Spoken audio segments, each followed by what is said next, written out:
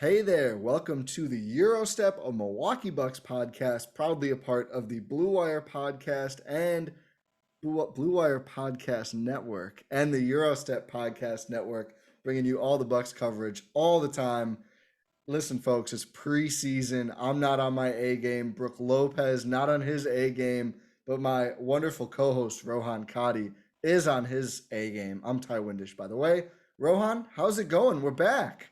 We are back. We're here to talk about a Milwaukee Bucks game. I know we've had Summer League, and given this felt a lot like a Summer League game, especially with in many the Bucks respects. Played, yeah. Yes, but it was not. It was much better than a Summer League game. It was an actual preseason game that was technically played in an NBA arena for 3 quarters, because after the third quarter, the fire alarm went off in Memphis and FedEx Forum, the other forum in the NBA.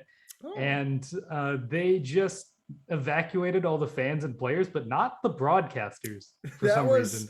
In the order of importance, apparently they do not care at all about the broadcasters. They're like, no, you're going to stay here, even if this is a real fire. You're going to stay here and be on TV and talk about this while the fire surrounds you. So it's like, you know how they send war correspondents? That was what life became for Kevin Harlan and Stan Van Gundy, and they embraced their duty. They not unflinchingly sat there and reported on and Marcus and Lisa.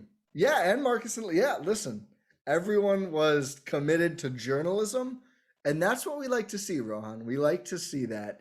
By the way, I know we're going to get into the Bucks' new broadcast crew probably in a little bit. I watched the TNT feed. Kevin Harlan and Stan Van Gundy, A+. I really hope that two-man crew gets a lot of assignments for TNT. Not hearing Marv, what a blessing. What a blessing. I was worried that he was somehow going to come back because he did in the playoffs, where it's like, oh, this is his last game, and then he's back like two games later. It's like, okay, are we actually done, Marv? I think he's actually done now, though. Fingers crossed. Okay, let's talk about the basketball. I said before we started recording, I think I have at least one note on every Buck who played, which did not include, if you're unaware, no Giannis, no Khris, no Jrue, no Bobby, no Dante, no Shemi, and no Rodney Hood. It seems like Rodney and Shemi practiced. So thankfully, it looks like we will get a look at those guys before preseason is over. I would also assume we get a look at Khris and Jrue at some point. I mean, they just made stuff up for those guys. It seems like I think they're going to be ready. I think this is really more an abundance of caution and load management for two guys who have played a lot of basketball in the last 12 months. Giannis and Dante, and even Bobby to a lesser extent. TBD if we see those guys in the preseason. Do you want to talk about the injuries at all? We don't know that much about most of this outside of what I just spelled out, but I don't know. I'm not that concerned yet about any of this. Yeah, we talked about Giannis and Dante on our last episode, where it's just like he's just not practiced, and he says his knee is still in pain, which is it's concerning. It's very concerning, but yes, we'll see what happens. It seems like the Bucks, they're not too worried about it. Dante, who knows, honestly. He's ahead of the timeline, which I think Dante's timeline is, like sometime before the sun explodes the earth is Dante's timeline. Dante's timeline is being accelerated by a player that we are going to talk about. That's a great call. Yeah, you know what? Let's leave the injuries aside. Well, no, let's touch on Bobby first. Bobby left the the intra-squad scrimmage. The preseason basketball. That happened at Fiserv Forum that for some reason wasn't televised or streamed anywhere, which is weird because they've done that every year, and I was expecting them to do it, and they didn't. I was like, oh, cool. I guess I can't watch this because I'm not at the arena, which happened on Sunday. He sort of tweaked something, felt wrong, left the game. Yeah, hamstring. And he just hasn't practiced since then. And, it's been like 2 days. So we'll see. Yeah. We'll keep you guys updated. I think two important things to keep in mind before we move on to the guys who did play. The Bucks are going to be incredibly cautious. I think regular season too, but certainly in the preseason, right? People say regular season doesn't matter. This really, really doesn't matter. So the second Bobby indicates any sort of hamstring thing, he's not playing in the first preseason game. That's 2 days away. It's just, they're not going to do it. It's not worth having something really get tweaked and then he misses the actual real basketball. And just to think about with Giannis, it feels like Giannis's knee almost always hurts. Like, I feel like Giannis's knee is on and off bugged him for pretty much forever, which maybe is not comforting, but I do think that's part of the reason I'm not more like super concerned. It doesn't seem like anyone around the org, including Giannis, is all that concerned. And B, I just think the org is used to like managing Giannis's knee. I don't think this is new. I think Giannis will always probably need a game off here or there for his knee as we go through his career. He's huge and super explosive, and also it happened to bend the wrong way a couple months ago. So not overly surprising, not too concerning yet. Would like to see him at least do a little bit of practicing at some point. I think that would really make me feel better. But I'm not going to sound the alarms right now. No. It's just we're in the wait and see stage. We still have a little bit to go and a long time realistically before it really even matters. Yeah, and listen, if the Bucks are down one superstar, it looks like the Nets might be down one superstar half the time too. So, what a world. Okay, Bucks basketball. We're gonna not rapid fire, but we're gonna exchange picking who we want to talk about. I will let you go first. You may have the honor. You wrote tonight, so that means you are the esteemed podcaster. If you don't know, Gyro Step Podcast Network Substack. Rohan, is it gspn.substack.com? Yes, it is. And you can find all of our content at bit.ly/findgspn2. That's the Substack, the pod feed, and the YouTube, where you will be able to watch this podcast sometime after the audio feed goes up. But on the Substack, that's where Bucks stock market lives now. So we might reference this a bit on the podcast. We won't go through the whole thing, I don't think. But we are back doing the Bucks stock market. If you're not aware, this was something we did on Twitter, kind of giving not, we don't do it for every player on the team every game, but giving out up and down stocks as we see fit, and then tracking the market as we go. We're not going to track preseason as we go. Those are just, this is a warm up for us to, maybe we'll track them for the preseason. They're not going to count for the real games, I don't think. Maybe, oh, you know what? Maybe we can do IPOs. We'll talk about it offline. But Bucks stock market, Rohan did the honors of writing the first Bucks stock market post on the Substack. So gspn.substack.com. Go check that out if you haven't already, for all the up and down stocks, all the movements. The only place you'll find it. We're not going to be tweeting about it. We're not doing it all on Twitter. We teased out a couple. You're not going to get the whole thing. Got to go to the Substack, people. We're having a lot of fun. It's analysis. Yeah. Yeah. So I had a piece up today or yesterday, Tuesday, about Giannis and sort of his evolution in terms of his shot making, something that we've talked about. I decided to dive into the data clips, and it's interesting. There's a great piece too. Some good clips, some data. We love data on the show, and some good Giannis hook content. Which who would not want to watch Giannis making shots in the finals? I mean, that's all you need for the click right there. So go check out all the Substack stuff. Make sure to subscribe if you haven't already. Completely free. There's no paywalled content on there as of yet. Once we have 10 million subscribers, maybe we'll charge $1. But for now, completely free. Okay, I said it 4 times. Bucks preseason basketball. Go pick a Milwaukee Buck and let's talk about their performance. I already talked about him. It's Grayson Allen. Yeah, I think that's a good place to start. Grayson Allen, he is the player I was talking about when I said he is going to be accelerating Dante DiVincenzo's timeline. Not literally, obviously, but he's gunning for his role, and he had a great showing in his first game facing his former team in the Memphis Grizzlies. He's bouncy, he's springy, plays really well, hits his shots. You can quick trigger. If you go under a screen, he's pulling up. Ooh, what's not to love about Grayson Allen? Play. You know what else I liked? Better with the ball than I anticipated.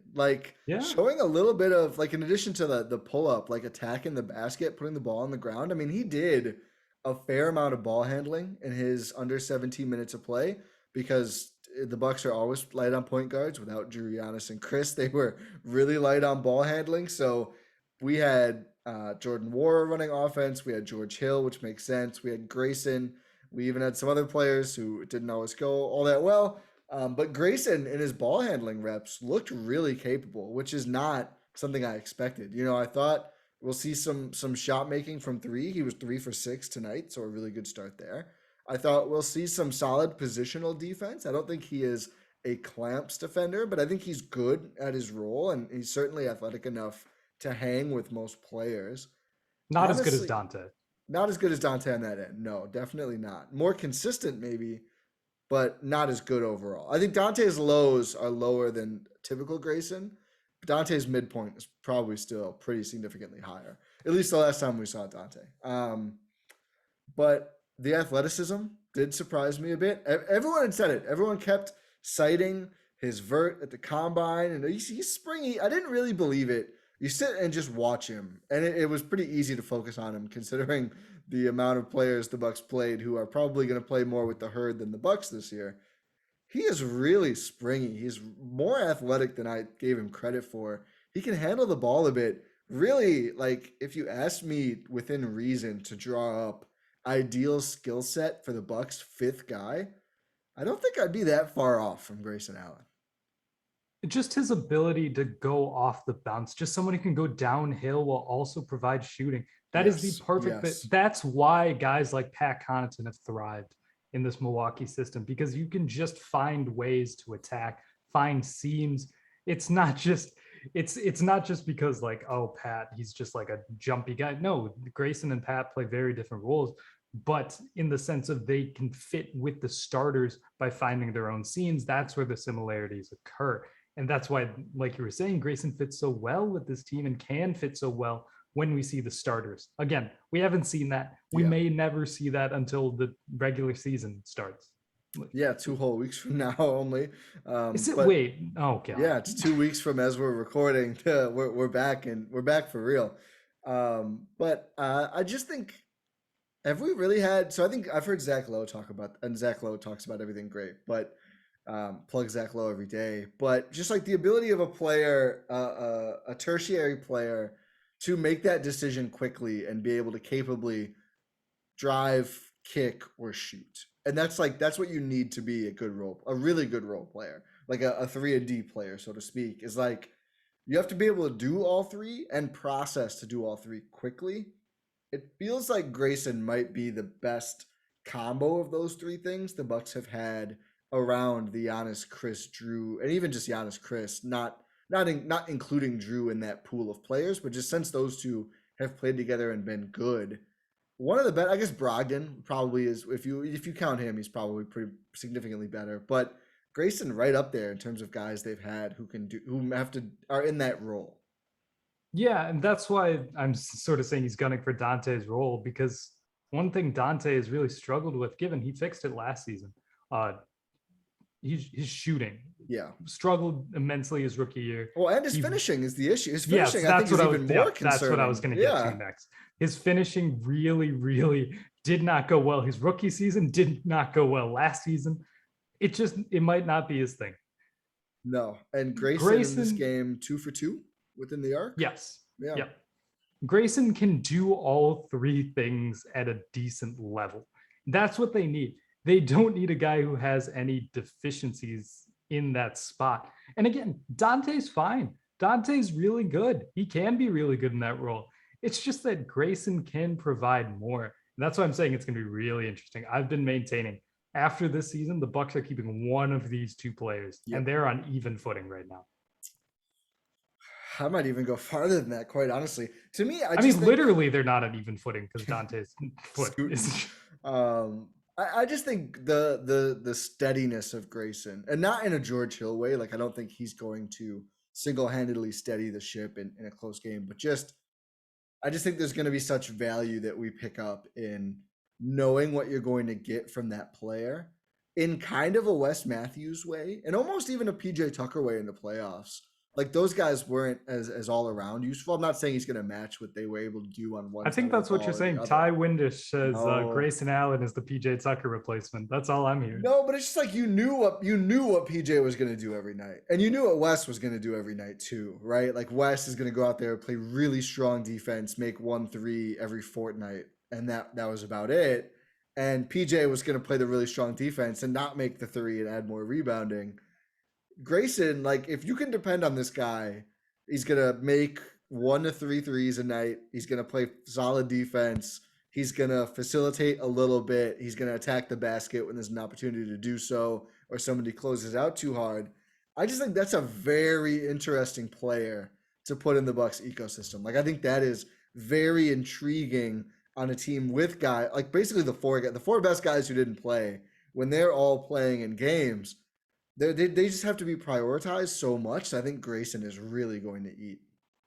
Supercharged Tony Snell. Oh, yes, absolutely. Listen, sorry, Snell season. Sorry, Snell season. First, restore Snell season on Twitter. Yeah. Save Snell season so he can tweet angrily at us about that. But I really like that comp. Okay, I'll pick now.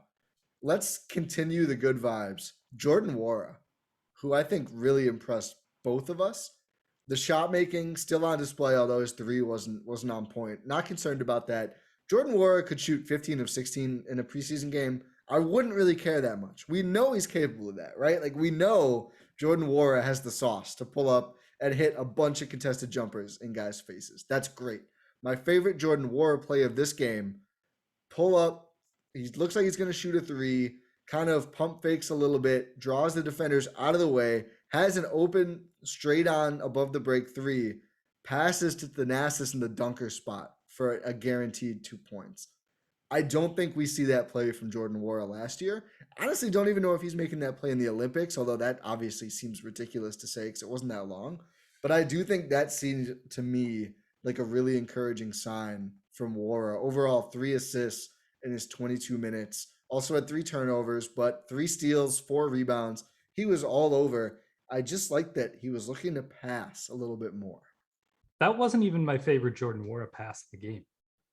My favorite Jordan Nwora pass of the game was he had a transition opportunity where he sort of, I forget who was on the right wing, and he was trailing. George Hill was on the right wing, and then he was trailing the left wing, sort of drew the space between defenders and another guy who's on the left wing. I believe it was Grayson Allen. Froze both defenders, threw a nice little behind the back pass to Grayson, I believe, who missed the 3. But he immediately read the transition defense and made a good play and a good pass to get a wide open shot. Again, whoever, I believe it was Grayson, missed the shot. But that doesn't matter for Jordan Nwora, right? Because he read the defense, made a nice setup, and it was a great pass. It was a nice little behind the back dish. I was thinking of a different play. He also passed ahead in transition too. It was an easier pass, but he basically hit a hit-ahead pass to George Hill right in the corner for a nice look at a 3-2. Do you know how many times Jordan Nwora had 3 assists in a game last season? He played 20 or more minutes 4 times, if you want context. Twice. 0 times. So when you say 3 assists is meaningful at 22 minutes, it really is. Like, we've not seen him put up, and maybe he did it in last preseason. I don't think so. Did they even have preseason last year? Yes. I think they if they did, they shortened it. Whatever. I don't know if he did or not, but regardless, like all regular season, and he played some real minutes, he never put up 3 assists in a game. So it did feel like a slightly different Nwora. I think defensively, he's kind of like, you know how I think Dante is a good defender who is maybe a great defender because of the splash plays, the risky plays. Jordan Nwora is a bad defender who's maybe an okay defender because of the splash plays. Like, he's going to die on screens. He's going to get lost off ball occasionally. But he's also going to force some turnovers, get moving in transition, jump out of nowhere to intercept a pass. He's long. He's a good athlete. I'm intrigued. I'm more intrigued than I was by Nwora. And I think, listen, the backup wing minutes outside of Pat and Bobby, if you want to consider him as such, pretty wide open. I think we've kind of been penciling in Shemi. I think Nwora is going to make it more of a conversation if he continues to play make like that. Yeah, I agree. We do have some breaking news here. What I was going to say, I saw you looking down. What's going on? Are they playing out the game? At 9:53 p.m., they have officially called the game. Oh, good. I thought they were going to make him go back in and finish it. Yeah, I think after the Bucks grab barbecue and put on street clothes. I think the writing was a little bit on the wall for that one, but good to know. Who do you want to talk about next? Let's go Brook. Why not? Let's just get it over with. Yeah. Yeah, he didn't care. It's funny is like I wanted to commend him for being like the one starter who actually played, and I don't think he really necessarily wanted to be the one starter who actually played. No, I mean, to be fair, I think he did want to play. He's one of those guys who prides himself on not missing any games. Yeah. Like I believe it was year 1 of Bud where he just he missed the last game of the season, and it's like, oh dang, I just missed one game. So I think he was fine just going out there, but that's where he stopped caring, because nothing he did on the court really reflected any of his abilities, which is fine, because we know now that you just need to make sure he's good for the postseason. Yep. 16-game player. That's all that matters at this point. I'm just gonna keep mumbling it to myself all year. He did score the Bucks' first bucket.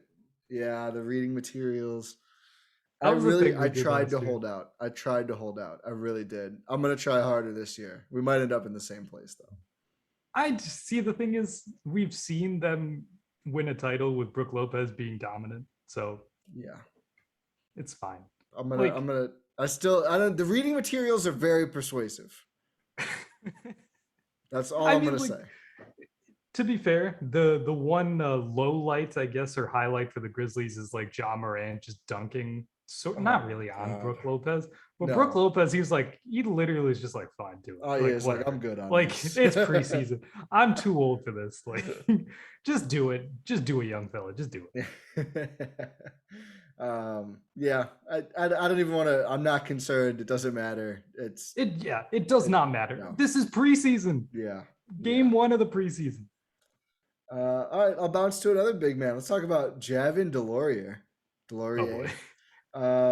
Not a great first showing in a Bucks uniform for the young fella. 1 missed shot and 1 rebound in 18 minutes. He really got some chances to play. Did almost nothing in them. Tried to post up Xavier Tillman and just got annihilated. And that was his 1 shot attempt. 6'10" big man. He blocked a ton of shots in a 4-year career at Duke. I don't want to be. I feel like we're. You don't want to be mean. We're like Stephen A. and Skip right now. Like, I don't want to be mean. I don't want to be disrespectful. I don't like that makes me skip, but it just wasn't good. He doesn't look like an NBA player so far. I don't want to, make a verdict on his whole career, but I mean, let's be real. All these guys on non-guaranteed deals were probably going to end up with the Herd or somewhere else, except for one who we'll talk about. We'll see. But Javin might have to step it up even to end up on the Herd at this point, because that was not a good shot. It's just. Yeah, he seemed out of place defensively. His off, like, that was a set play to get him that post up too, which is the greatest thing of all time. Like, Bud's just like, let's get this. He's like, I want this. We got a big guy. Let's use our bigs. We love bigs. Let's weaponize our size, and it didn't work out. Really feels like John Horst said. I want to know what he did in practice to warrant that play. I don't know how much. Who was he posting up to get that possession called for? Listen, Rohan, I don't even know if Bud was putting in that much effort in this game. Bud has reached new heights with talking while saying absolutely nothing. I don't know if you saw this tweet or not, but he was asked on the TNT broadcast. Basically, he mentioned the defense wasn't looking like he wanted. And it was a good question. It was like, can you talk about, what else you're working on camp? And if that's been translating. He goes, really just working on playing 5-on-5 and getting out there. Oh, okay. Great answer, Bud. I'm glad to hear that the team is focused on playing 5-on-5 basketball games this year. I didn't expect that, but it's really illuminating. Thank you for sharing that one, Bud. See, the thing is, he's been vindicated now. Now I just love it. There was a time where I might have been upset about this. Now I'm just like, classic Bud. That's Bud for you. He's gonna say nothing. It's the pop thing now. It's going to become a joke in the next It's like few years. it's like a non-rude version of the pop thing where it's just completely boring. Instead of like being like not mean, sometimes mean, but like, biting or stinging with it. Bud's just gonna do the opposite and just be like, basketball. He's just gonna start saying the word basketball over and over on these interviews. And like that's gonna be it. He makes reporters not want to ask questions.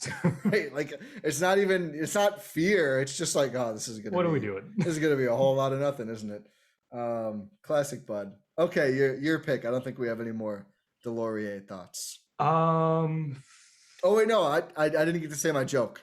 Oh. John Horst this offseason really said, "Don't worry, we have Mamadi at home," and they signed this guy. Bam, boom, roasted. Okay, go ahead. He's gonna get 21. I'm telling you. Oh my God, let's not even right now. He's going to get 21. The uncontested guys agree with me. So of course they do. Let's talk Yorgos. Okay. So, full disclosure, going into this game, I forgot he was a thing.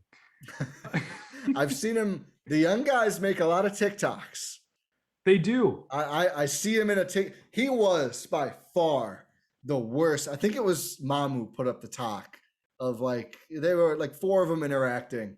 No effort from Georgios or Yorgos. I can't remember which way it is. Yorgos. He just sat there like barely nodding. Not even, everyone else had a uniform on. He was wearing a hoodie.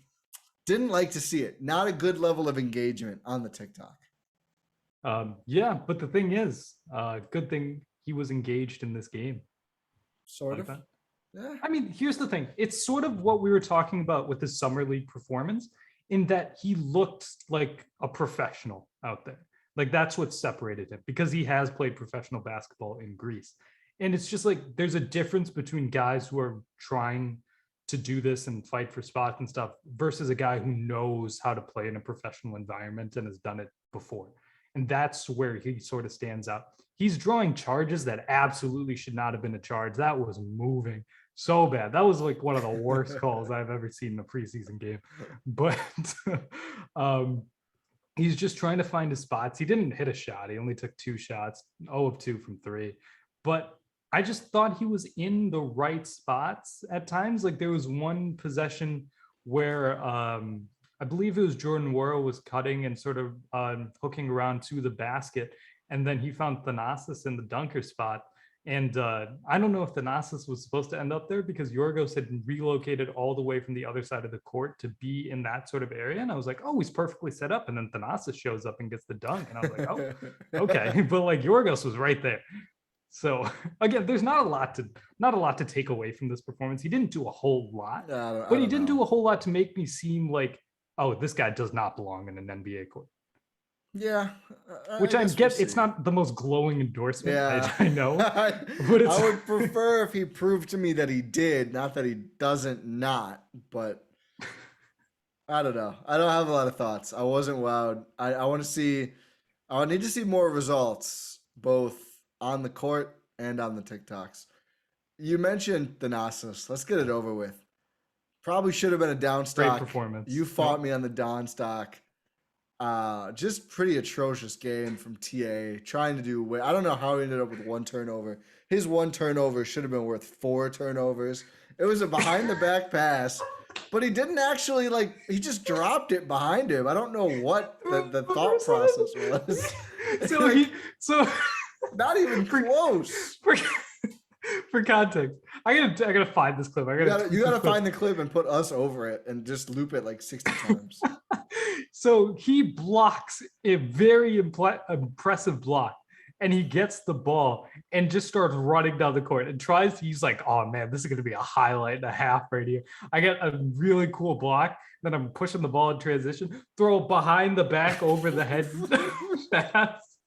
And it just goes nowhere. It goes right to the I think this is the benefit of the Bucks being world champions, is that we can just sit here and just laugh hysterically. It's so good. And there was one of the first possessions of the game was him posting up.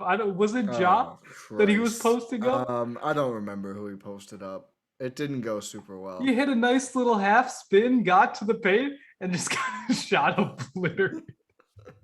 I think I I'm not gonna hold out hope that TA ends up filling the backup 4-5 role. I'm I'll not. tell you what, it's very fun.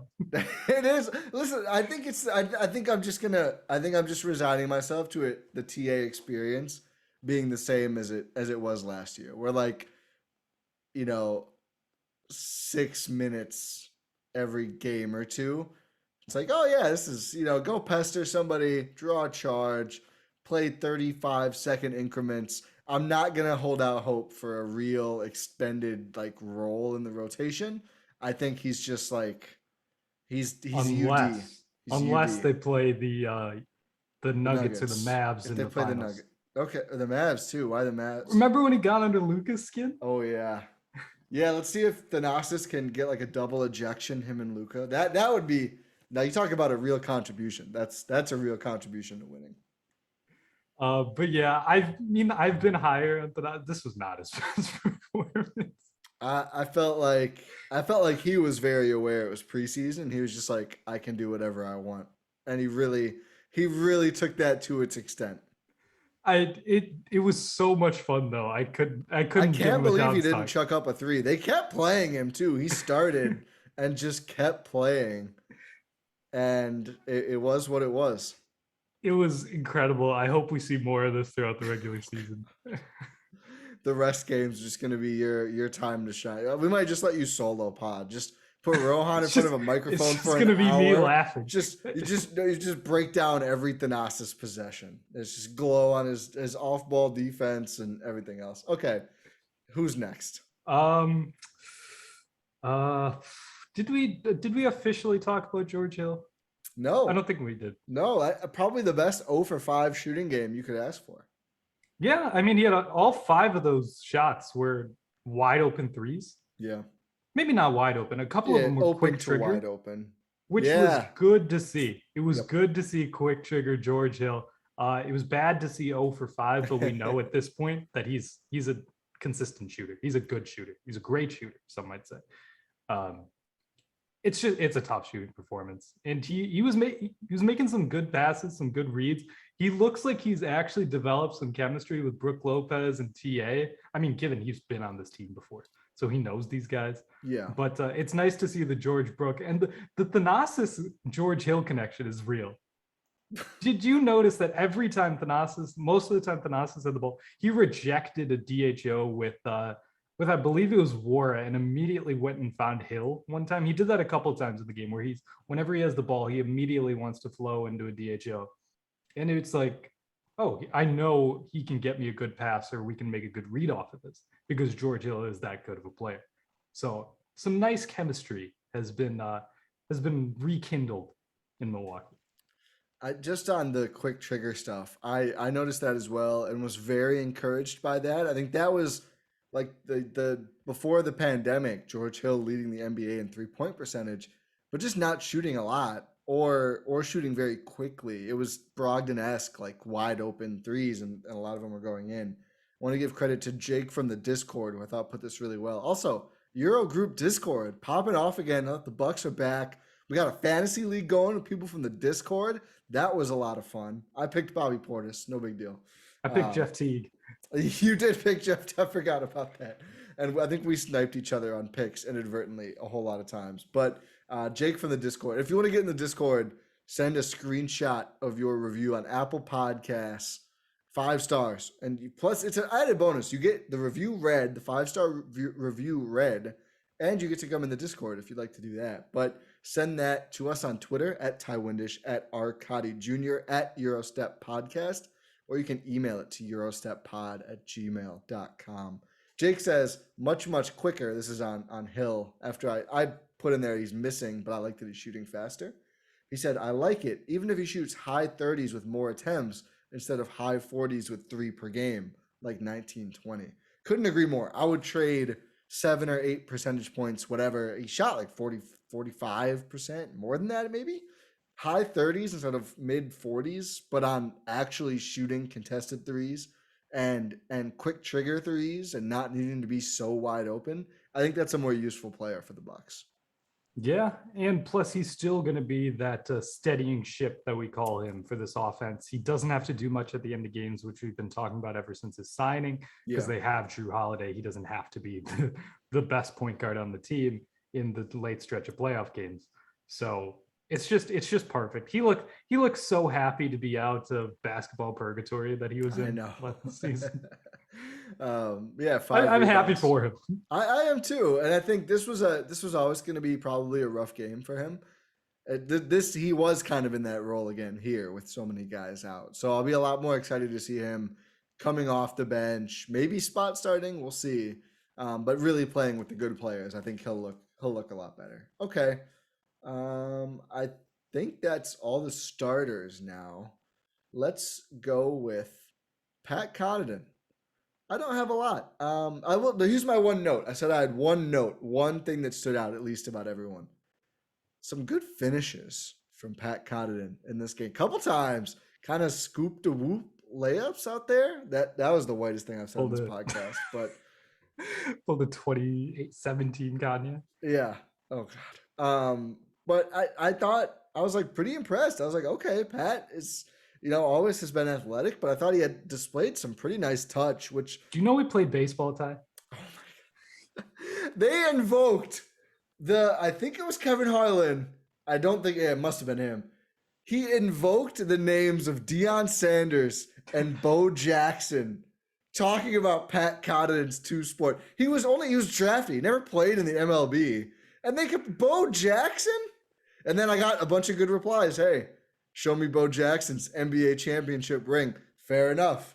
Fair enough. I guess maybe Pat is the one who should be offended by that comp. Yeah. Did Bo Jackson ever win a title in anything? I don't believe he did. Everyone's looking up to Pat. Yeah, maybe Pat's going to get on Twitter and be like, never put me in the same sentence as Bo Jackson again. I don't know. I thought overall, just, fine game. 1 for 4 from deep. Whatever. It's going to happen. What did you think about Pat's performance? Yeah, I thought just about the same. It's just like he was out there doing Pat Connaughton things. Like, Yeah.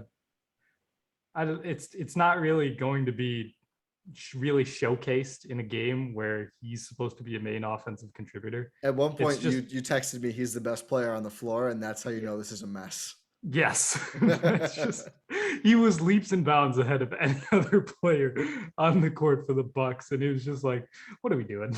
What are we doing here? And I think the building thought the same thing. Yeah. They ended it. They said no more basketball game. Maybe the building was scared that Pat was gonna, tear it down and build some housing there, so they got him out of the area. It's Pat's. He's been making some strides. He's learning some things. Listen. I didn't use the S word this time. Who should we talk about next? Let's talk about Mamu. Yes, I've been excited to get here. Take the reins. The word you used, my reins are quoting you. The word you used in the stock market breakdown, weird. And that wasn't the first word that came to mind. The thing that stands out to me about Mamu, I didn't expect him to be quick. He's a lot more athletic than I thought, which I think bodes really well for him to actually being able to be an NBA player someday.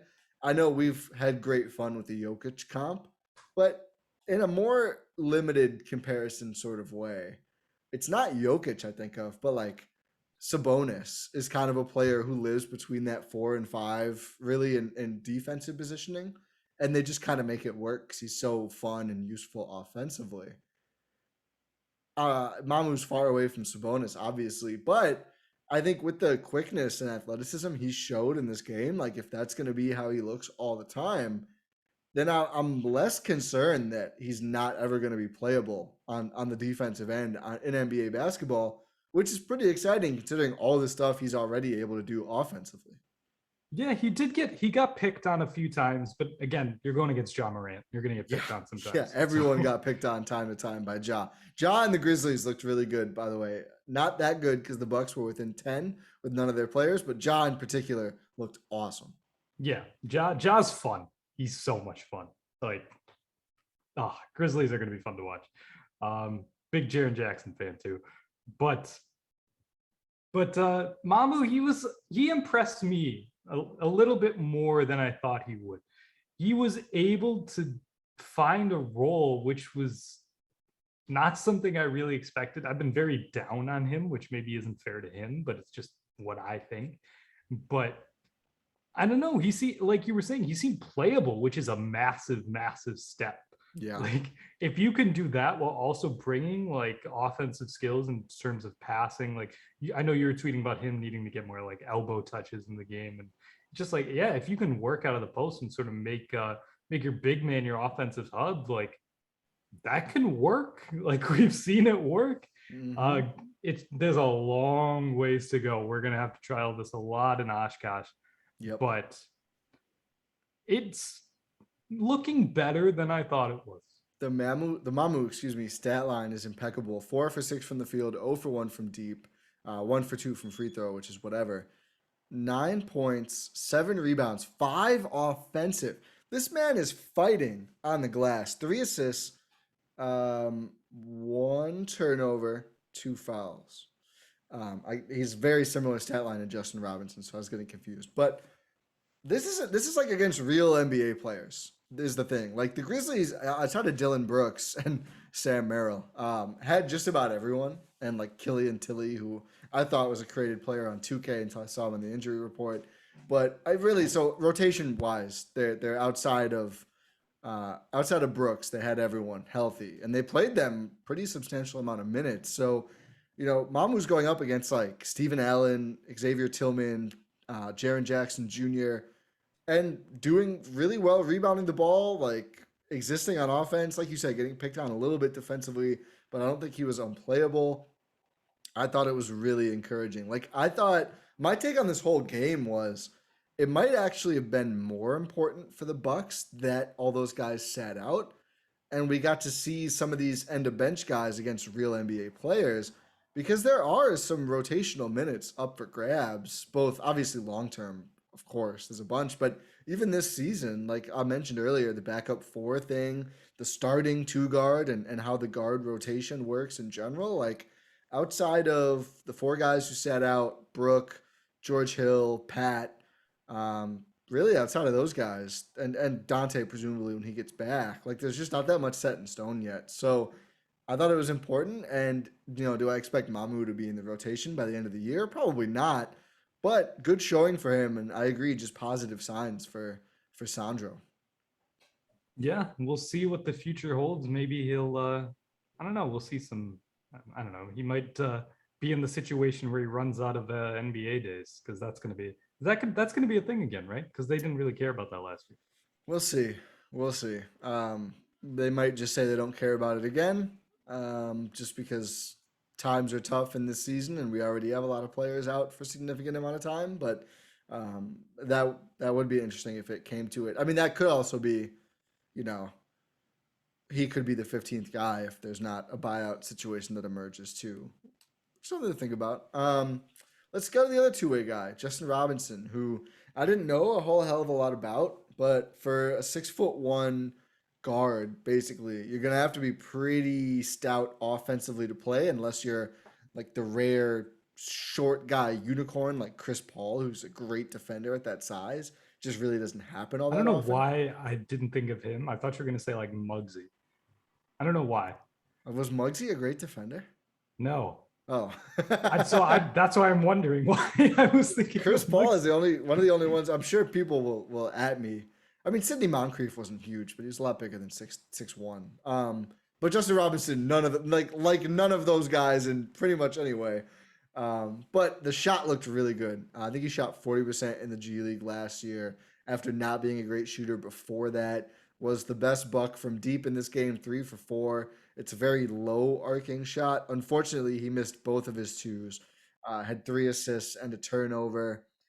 Do I think he's ever going to be on a standard NBA contract on the Bucks? No, but I think this was a step in the right direction for him, and he'll have time in Oshkosh to potentially prove me wrong. Yeah, he showed he's capable of being in an NBA offense going against real NBA players. And he's hitting his shots that look good. It's just, I don't know. It's tough for me to evaluate these players outside of the vacuum of Milwaukee, Yeah. because obviously that's how we're going to view it in terms of this team. I don't know. I don't see it with this team. I could see it with another team. Just, I don't know. Not with this team. Yeah, I just feel like, every It team felt can use. it felt like very much of a summer league performance to me, and I don't know why. I think that archetype of player, it just always is going to feel a little bit like that. Like, I think you really have to be like a Jordan Clarkson, Lou Williams level of offensive player to thrive as that offense only from the bench player. And I don't think Robinson he doesn't have that. The that Michael level of Beasley skill. disrespect. Well, Beasley is bigger, which I think just makes it easier. Like, that's the other thing. Nwora looking really good probably even makes it harder for Justin Robinson to carve out minutes because, again, I don't think it would happen either way. But it looks like they're going to have a microwave bench scorer already. And Rodney Hood could end up being that as well if he can get healthy. So I don't think it's something the Bucks are going to look to, like you say, like in the Bucks context. I don't think it makes a ton of sense. But we'll see. I mean, it never hurts to have a guy who has some intriguing offensive tools. And it seems like Robinson does have that.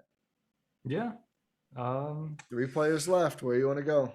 Let's save the best for last here. Let's go with so let's get this out of the way. Let's go with Elijah Bryant.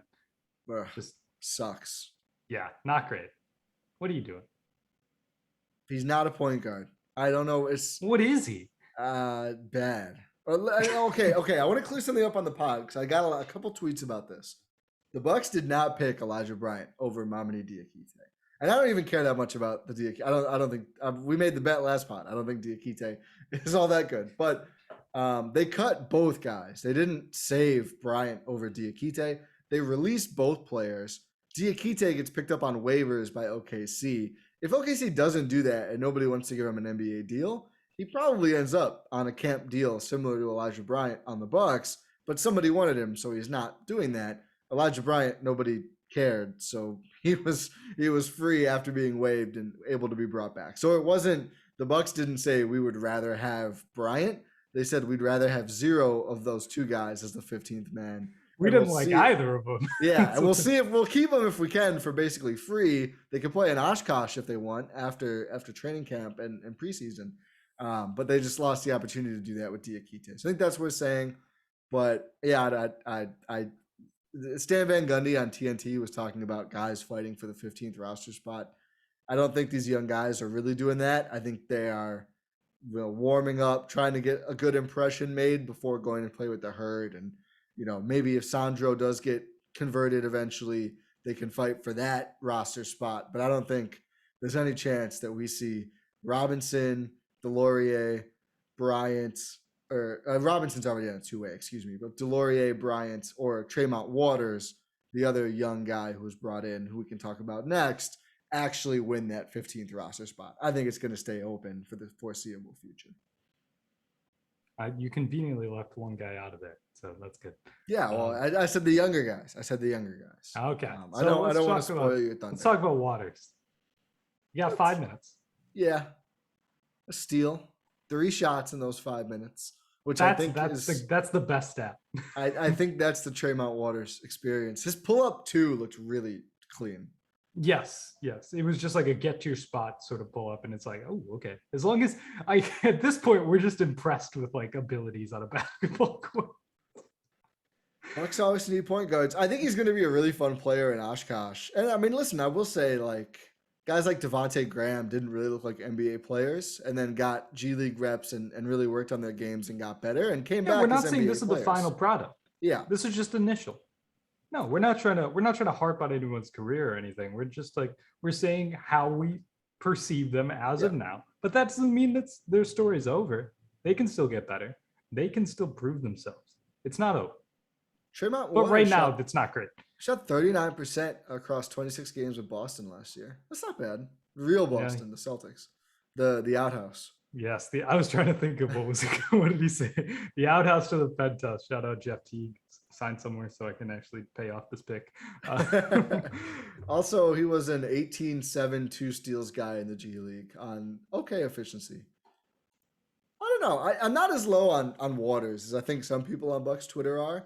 But that being said, my expectation is maybe he's a 2-way guy by the start of next year. Like, I'm not expecting him to win a roster spot. Yeah. But I like taking the gamble on him. we have to look at it in the context of a team that's gunning to repeat as NBA champions. Like, at the end of the day, this isn't going to matter. Probably not. I honestly, you could probably convince me if you really wanted to, and I don't know why you would. He might be a better two-way candidate than Justin Robinson, maybe, but I don't care that much to argue it. And if they want to make that one thing about two ways, you can basically flip them around as much as you want to. They never count against the tax. So maybe that could happen if the G League bears that out for those guys. But yeah, I thought, fine start. Yeah, that's about all I have. It's fine. Like, I don't know, not a whole lot. There wasn't a huge sample for us to really analyze. Yeah. Hopefully, I don't know. I would say hopefully he gets to play a little bit more. I guess I would like to see the good players playing too, but something tells me these guys not next game. I think probably like the last game before the year starts. Well, yeah. Really, that might be when we get to see the young guys, the unproven guys, play like the whole game. Really? So the Bucks I think so. Oh, I was gonna say that's probably when, I don't know, like the big guys play. Is that historically? I don't know. I guess I don't remember. You might be. I think you might be right, actually. But in my opinion, I would want to see the kid play like. Well, and it might change too. Like, if someone's not really ready until that last game, they probably would want them to get run just to get loose. It doesn't matter. Let's talk about the big 9-7. Take the stage. You've been excited about this. I'm not super excited. My jersey's out of date, but I guess it's just more of a collector's item. Okay, let's talk about that first. Johnny O'Bryant is now wearing number 97 for the Milwaukee Bucks. Is this his third Bucks number now? Yes. 7? Is it 7, 77, and 97? Potentially. I swear he wore 3. No, I think you're right. 3, 77, and 97. Yeah, this was a Jeopardy question. Oh yeah, you're right. It's going to show why I didn't win GSPN Jeopardy. Because he didn't answer any questions. I want someone to pull up the data. I don't think Adam hazarded that many more answers than me. It's a low number, if any. I just picked my spots better. I was Grayson Allen. He was Dante DiVincenzo. Oof. Johnny O'Brien, 97 for the Bucks. He's back. He was good. He had 5 minutes, but in those 5 minutes, he looked good. He looks, for a guy who left the NBA, is basically a 3. He looked way bigger than Delorier to me. Like, he looks like he's listed at 6'9". He looks big in a couple ways, but also like just the height way. He looks bulky. Like, he looks like a legit 4-5 option, which is we've talked about something the Bucks kind of need, so it plays well in it for him that he does look like that. But his one stat besides a foul was a 3. It was a pretty 3, like a fading out to beyond the arc and beating the big guy who's on him out there and just nailing a 3 in his face. Yeah. It was good. He set some good screens earlier. Like, Nwora missed a 3 off a screen assist from JOB. That was definitely not a moving screen. But like, hey, if they don't call it, it's not a moving screen. Exactly. But I'm not trying to just be like, oh my God, he's been on the pod before, so I'm gonna just say all good things about him. But like, what am I supposed to say wrong? Like, occasionally on defense, you could see his feet moving, and it's like, ooh, is he gonna fall down? I want to see more run. I think is like, yeah, like, he got 5 minutes 37 seconds. I'd like to see him play that like consecutively at some point with some real players, like more with Nwora if the other guys aren't playing. But I would love to see maybe like the second or third game if we could have a lineup that's like Holiday, Grayson, Khris, and then maybe even like Nwora JOB or Mamu JOB, like a little kind of a small ball lineup. Like, let him play some small ball 5-ish. I actually think he and Mamu could be kind of an interesting combo like that, although they're both a little small, so maybe it wouldn't work. But that would be rough defensively. Yeah, I think offensively, I think it'd work pretty well. Defensively, it might be tough. But I would like to see him maybe even play with Brook a little bit more. But I would just like to see him. I want to see more of him, especially once the rotation, more of the top end rotation guys get healthy. But I thought early returns were good. He was very much the, bigger, both literally and like play style wise. He was the bigger player that we were promised, like not, really remade himself as closer to a 5 than a 3 for sure. Yeah, he went overseas, changed his game, and now he's back, and he fits the role of what the Bucks are missing on their roster. Which Do you is why actually think they'll sign him? I think there's a chance. I think he has a better shot than any of the other guys. Probably. Yeah, but I don't. What we've been talking about is like, oh, they're one big short. Like, just imagine if they had like a stretch big on their roster. You were thinking about Bismack. Who would you rather have, Bismack Biyombo or Johnny O'Brien? Give me J.O.B. Exactly. Charlotte people weighed in, said you don't want Bismack. I said okay, I'll take your word. I mean, that's fair. I just said enough said. I hear you. Hey, you know what? That's a great life lesson. If someone knows information about something, maybe take it into consideration. Do you think they should mandate the banning of fast food, Rohan? Oh. But this is what I was saying. Like, we've been talking all offseason, right? Like, if you can get another floor spacing backup big, that's great. JOB fits that pool. That's all I'm saying. So that's why I'm saying he has a better chance than any other player out of these camp deal guys. Like, and plus it's been 5 minutes. We need to have a larger sample, more games. But he had a better performance than some of these other guys. Yeah. I need to seek out some clarification. So I think, because remember last year, I can't even remember his name now. Who was the somewhat established guy who the Bucks got on a 2-way? And we were like, how can they even have him on a 2-way? I know the player. Oh, God. I for some reason, I can't think of the name right now. But I wonder if because JLB has 4 years of NBA service, so I don't know if he would technically be eligible for a 2-way contract. But if he was, that would be a pretty interesting option. Justin Jackson, yes. If they did move on, if they wanted to move on from Ruby Robinson, I don't think they're going to move on from Mamu anytime soon. But that would be interesting because Justin Jackson, before signing that contract, I guess, so he had the way I always thought the rule was if you hit 4 years of service at any point. So I guess I need to look up exactly when you hit it. But that last season, he had played in the NBA with OKC, which was his 4th NBA year before signing the 2-way. So JOB already has 4 full years. This would be his 5th year, so I don't think he could. But I don't know. That would be a fun option. Doesn't seem like that'll be on the table, but we'll see. We'll see. Like the 2-way rules are constantly being changed. So yeah, I feel like they're doing it more like, how can we make this work instead of we're going to keep rules to keep guys out? Which is good. Of course, that's how it should be. They were way too restrictive at first, thinking that there would ever be like a competitive advantage or something. It doesn't exist. Like, yeah, the Bucks had like 7 2-way guys the first year it was available. Yeah, and because the time before Bud kept playing him. Why couldn't, like, the fact that they couldn't play in the playoffs, I just thought was stupid. Because, like, again, there's no advantage. Like, you're not gonna stash a secret weapon on a 2-way who's ready to come in, and they're low experienced guys by nature, and if they were good enough to warrant that status, they'd sign a real contract. So we'll see. Is there anyone currently on the actual roster that you would prefer to see moved for JOB?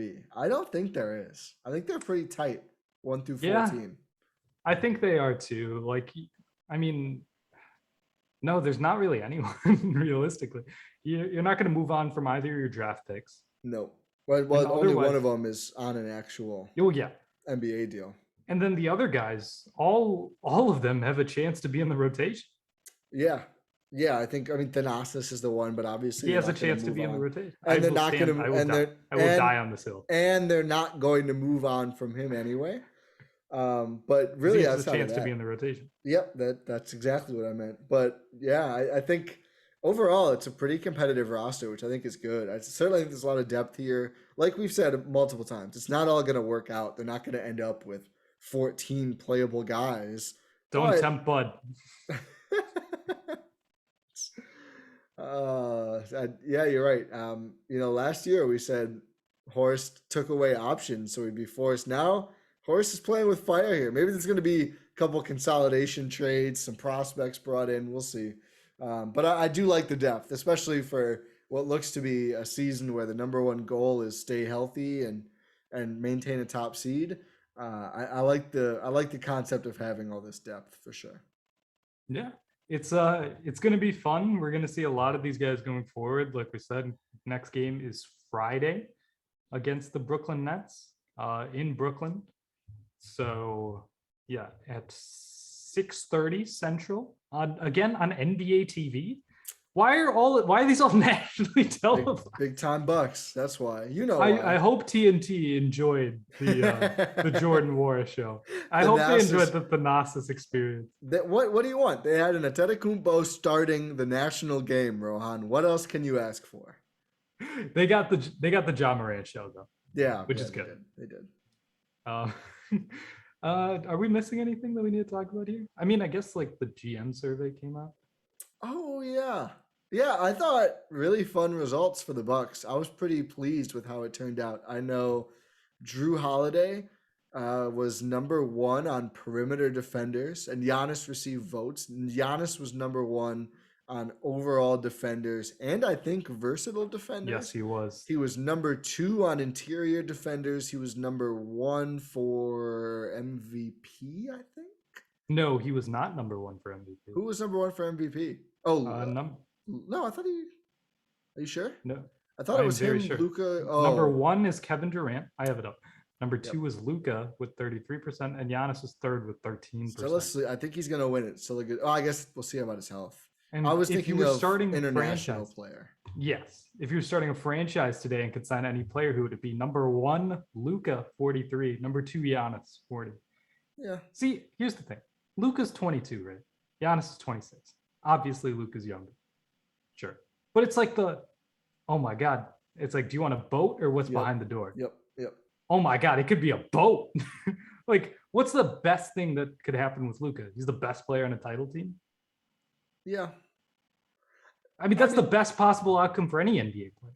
I think it's easier to build around Luka. I wonder if that goes into it, because he's more of the typical, not two-way star, but more the typical transcendent offensive player where if you can get one other star and then just role players, you're good. And I think you have to be a little more specific with how you build around Giannis, which the Bucks have done a good job at doing. Cool. There's been one non-two-way superstar that's been the best player in a title team in the last 15 years. Steph. Yeah, one time. Yeah. I didn't pick Luka. I'm just saying. I would have. Maybe it's not easier to build a title contender. That's what I'm saying. That's fair. Maybe we're also biased. Right? Yeah, maybe a little bit. But I thought overall the Bucks. Khris Middleton got a vote for best small forward. I want to know which GM is tampering. That's tampering. Well, or it's Horst. Can you vote for your own guys? Usually you can't in these things, but it's hard to say. Like who's trying to tamper? Like we need names. With Khris Middleton of all players. Maybe it was Brad Stevens. Because he's seen it up close. He's like, oh man, this guy's the best small forward. Nobody puts fear. You know what really happened though is that person said Giannis is the best power forward, KD is the second best, LeBron is the third best power forward, so Khris is the best small forward. But still, I feel like you'd have to go through a few names on other positions, but that GM must have very specific positional designations. It might actually be Brad, That GM, there's 86 power forwards, 70 shooting guards, and 16 starting small forwards in the league. Which I'm okay with. Listen, it was like the Wes Matthews thing. I was happy to see him get a vote. I was scanning through because I was like, okay, Giannis at 3 positions. That was pretty expected. Khris Middleton, let's go. Yeah, I think so. When does Giannis play 3? Never, but he's still how many things still list him as a small forward regularly? Like people are just outdated with their notions and takes. That's fair. Like, to be fair, we've seen the jumbo Bucks do well. Yeah, I mean, Giannis well, you could argue Brooke, Bobby, Giannis, which we didn't see a lot of, but yeah, that's what I'm saying. The jumbo Bucks. Yeah. But yeah, in terms of positioning and stuff, the GM said 72% for the Nets winning the title, 17% for the Lakers, and 10% for the Bucks. I don't get the Lakers thing. I was listening to the Low Post again. Second, I plug Zach Lowe every day. Reference in this pod.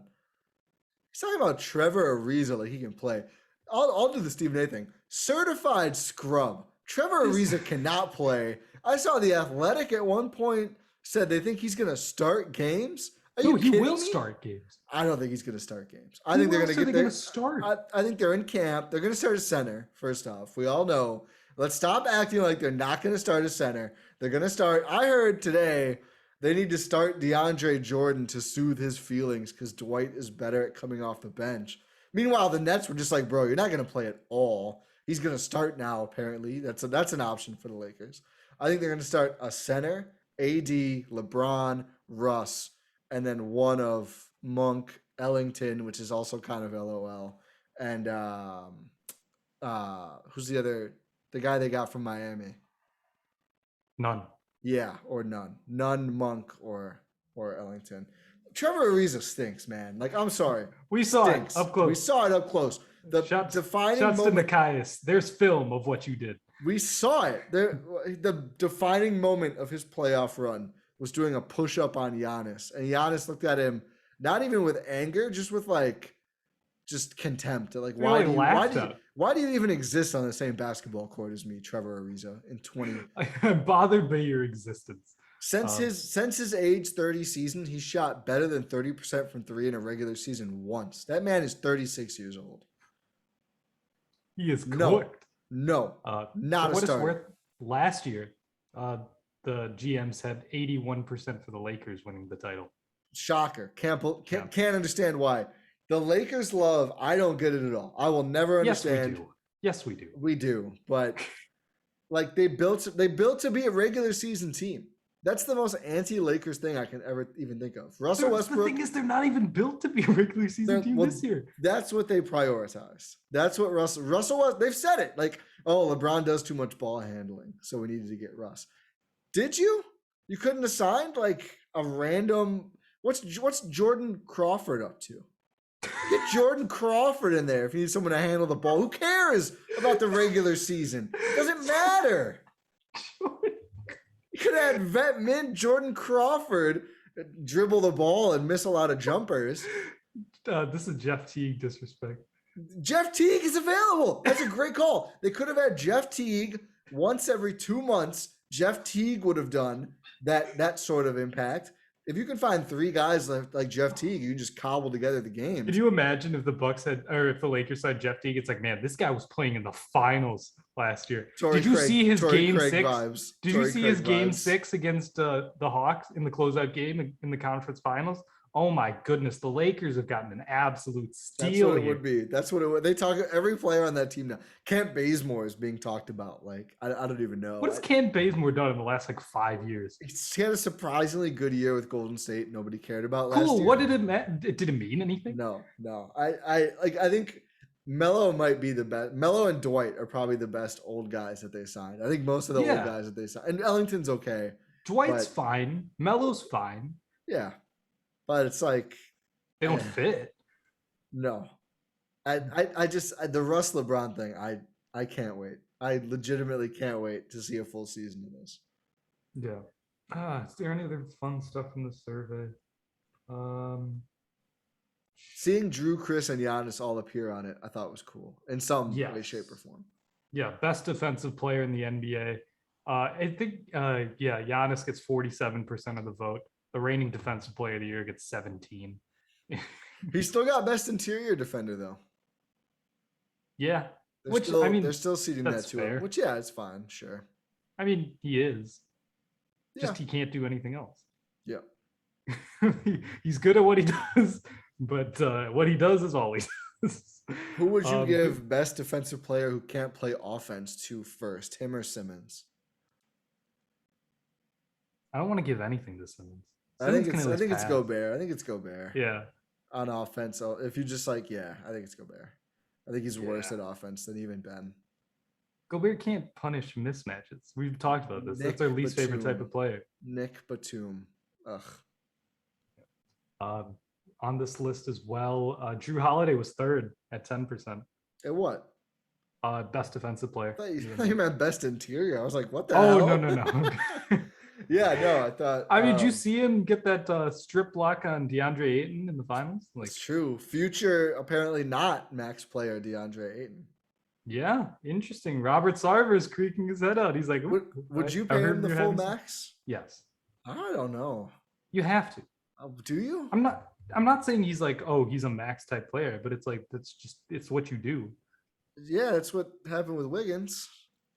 I know they're better. I know they're a lot better, but yeah, like this is a team that can win the title. I don't mind that. I do not like he's the number one pick. You have to. No, you don't. No, it's not that. It's not that. It's that you do what you need to keep a title contending team good. Yeah, I mean, especially like that was what, year 3? He's only getting better. Well, probably development is not linear. It's not, but his development has been linear. Sort of. Yeah, it has been. He was lost on defense his rookie year into a good defender in the playoffs last year. Yeah, good. He's getting better. Like I don't know if he does. Like, okay, let me put it this way. I don't know if you're purely looking at like dollars to production that it's worth it, but you have to do what you have to do. See, this is a tough thing for me because they gave Gobert the supermax. Oh. You have to do what you have to do. Oh yeah, so that contract stinks. So why shouldn't someone else do one of those? I have a flow chart with centers. Is like, are you going to be on the Embiid, Towns, Jokic level of usefulness as a center? Yes, no.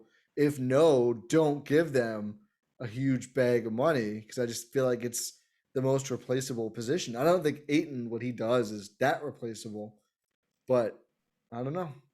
Nearly double of what Jared Allen got? I don't know. That's not nearly double, but he does more than Jared Allen. He gets to play with Devin Booker and Chris Paul. Jared Allen had to play in Cleveland and pre-good Brooklyn mostly. Okay, but Ayton, come on, DeAndre Ayton's better than Jared Allen. He's better. He's like a tier better. Yeah, half a tier better. More than half a tier. Okay. I guess just wrapping up the survey. Budenholzer, 3% for 5th best coach in the NBA.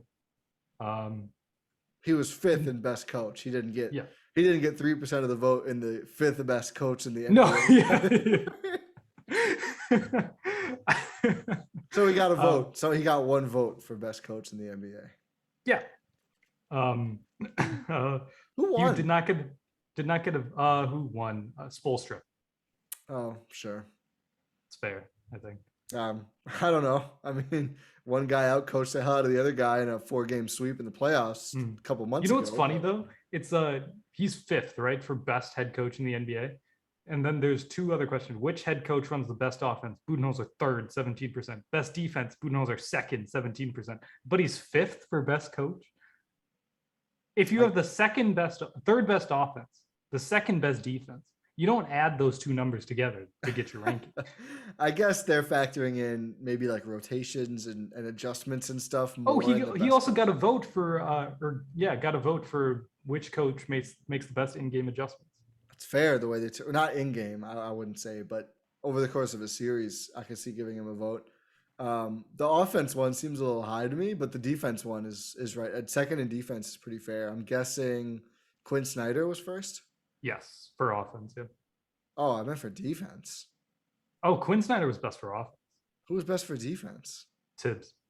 Oh, you know what? Yeah, I don't think it's going to hold this. Snyder was 3rd for defense. Quinn Snyder was 1st and 3rd, and I don't know about that one.